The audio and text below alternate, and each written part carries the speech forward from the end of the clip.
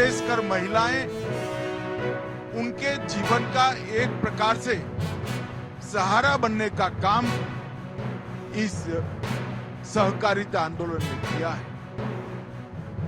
और कई बार जब सहकारिता की चर्चा होती है, छोटी मोटी विफलताओं को आगे कर इस पर चर्चा केंद्रित हो जाती है।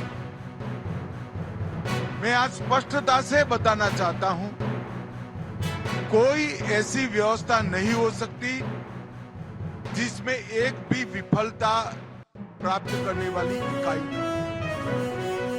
परंतु सहकारिता आंदोलन के तहत ही अमूल, इफको, क्रिप्को या नाफेड, ये सभी संस्थाओं ने ढेर सारी सफलता की गाथाएं रची। मैं गुजरात से आता हूं।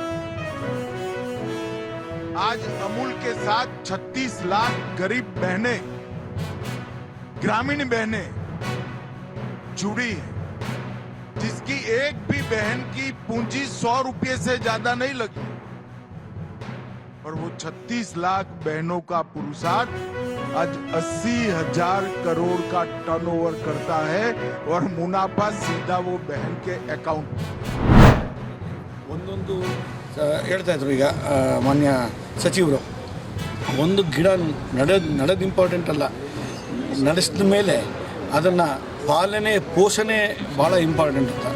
ಅದೇ ರೀತಿ ನಮ್ಮ ನರೇಂದ್ರ ಅವರಿಗೆ ನಾವು ಅದನ್ನು ಕರ್ನಾಟಕ ರಾಜ್ಯ ಜೈವಿಕ ಇಂಧನ ಅಭಿವೃದ್ಧಿ ಮಂಡಳಿ ಪರವಾಗಿ ನಾವು ರಿಕ್ವೆಸ್ಟ್ ಮಾಡೋದೇನು ಅಂದರೆ, ಈ ಗಿಡಗಳನ್ನ ಬೆಳೆಸಿ ನಮಗೆ ಮುಂದಿನ ದಿನಗಳಲ್ಲಿ ಇದೇ ಗಿಡಗಳು ನಮಗೆ ಭಾಳ ಇಂಪಾರ್ಟೆಂಟಾಗಿ ಯಾವುದು ನಮ್ಮ ಇಂಧನಕ್ಕೆ ಬಳಸ್ಕೊಳ್ಳೋಂಥದ್ದು ಕಾರ್ಯನೂ ಮಾಡ್ತೀವಿ ಅಂತ ಹೇಳ್ತಾ